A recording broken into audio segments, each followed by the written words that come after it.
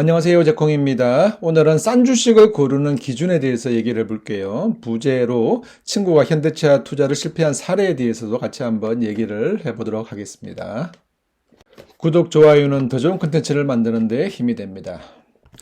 일단 싼 주식을 고르는 기준을 얘기하면 보통 이제 여러 가지가 있지만 제 친구가 가지고 있는 투자 방식은 뭐냐 하면 굉장히 보수적인 투자를 했습니다. 그래서 주가가 바닥일 때 매수한다는 원칙을 가지고 있었고요.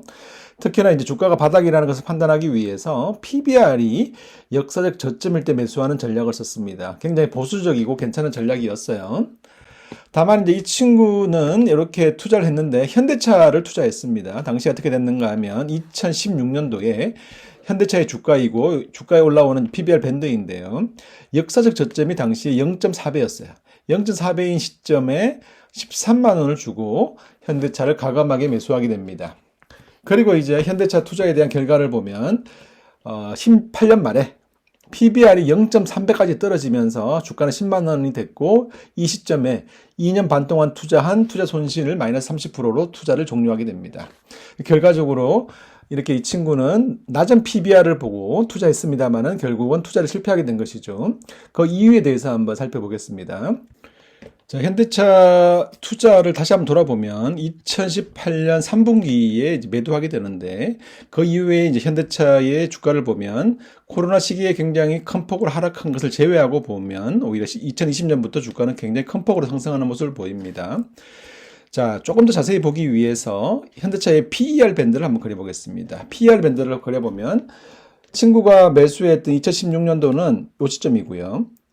매도했던 시점은 2018년 요 시점입니다. 어떻습니까? 지속적으로 이익이 감소하는 모습을 보였어요. 그죠?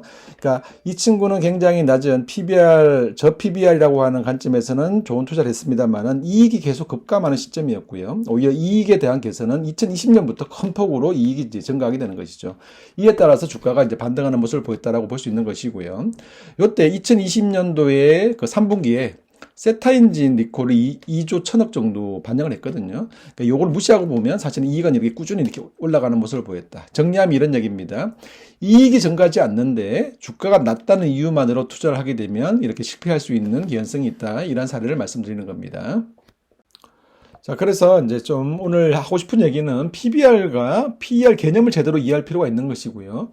무엇보다 이제 PBR과 PER로 기업이 싼지 비싼지를 판단하는, 다시 말하면 싸다는 기준에 대해서도 한번 얘기를 한번 해보겠습니다.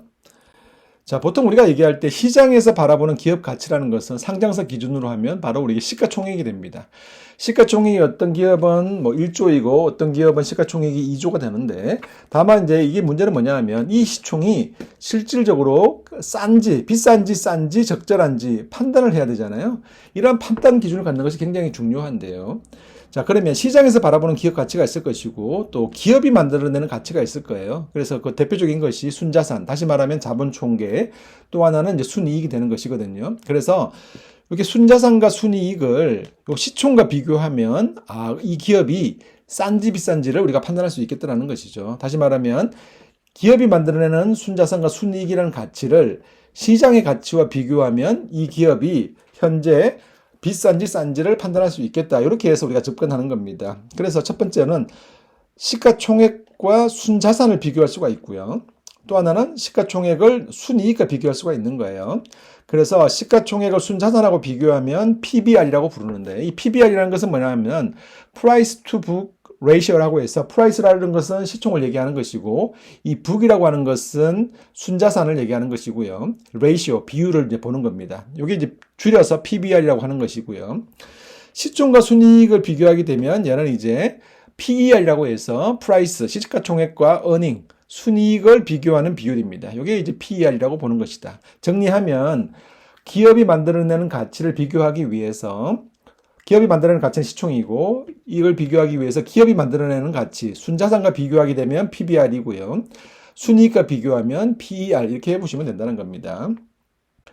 자, 이제 싼 주식을 고르는 기준에 대해서 한번 얘기해 볼게요. 자, 일단은 ROE가 15% 이상, PBR이 1배 이하, PER이 10배 이하 이렇게 나오는데 이제 무슨 말이냐 하면 ROE라고 하는 것은 순자산에서 얼마나 이익을 만들어내느냐. 다시 말하면 내 돈을 투여해서 연간 15% 이상의 수익률을 기대한다는 얘기거든요.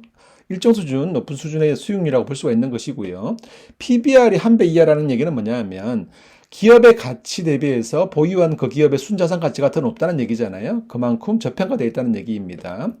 PER이 10배 이하라고 하는 것은 보통 시장의 멀티플은 유가 상장 시장에서 이제 보면 기본적으로 대략 한 11배 정도 이제 보거든요. 유가증권 시장에서는. 그래서 그 대비해서 순이익 가치가 낮다고 보니까 저평가되어 있다고 보는 겁니다.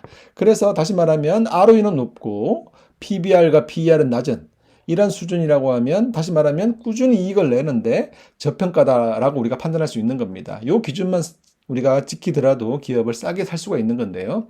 다만 우리가 고민해야 될 것은 너무 이 기준을 너무 교조적으로 접근하게 되면 PBR이 뭐 2배인 기업, PER이 15배인 기업은 평생 투자할 일이 없어요. 그죠? 그렇게 되면 만년 저평가된 기업만 계속 그 주가는 움직이지 않고 지루한 투자를 할 수밖에 없는 것이거든요. 그래서 이 기준을 우리가 가지고 가되 나아가서 또 하나의 기준을 또 생각해 볼 필요가 있다는 겁니다. 뭐냐면 PBR이 한 배가 넘더라도 이 기업의 PBR 밴드, 다시 말하면 주가의 그 흐름을 볼 때 현재의 주가가 역사적 저점이라면 그죠? PBR이 한 배가 넘더라도 관심을 가지는 건 나쁘지 않고요. 또 하나는 그 기업이 PER이 10배가 넘더라도 이익이 증가하고 있거나 또는 이익이 부진하다가 턴어라운드 하는 경우에는 역시 관심을 가질 만하다는 겁니다. 다시 말하면 이 두 가지를 묶어서 얘기할 수 있는데요. 역사적 저점의 주가를 보이면서 이익이 증가한다면 설사 PBR이 1.0배 이상이고 PER이 10배가 넘더라도 관심을 갖는 것은 나쁘지 않다. 이렇게 말씀을 드리는 겁니다. 그래서 이 두 가지 기준을 가지고 이 시장을 바라보면 조금 더 유연하게 시장을 바라볼 수 있겠다. 이렇게 말씀을 드립니다. 자, 간략하게 이제 정리하면 이런 얘기입니다. 싸게 사는 것이 가장 중요하다는 얘기이고요. 싸게 사는 것만 너무 고집하지 말고 플러스해서 여기 가장 중요하지만 플러스해서 그 기업이 이익이 증가하는 것을 확인하는 것도 굉장히 중요하다는 말씀을 드리는 것이고요.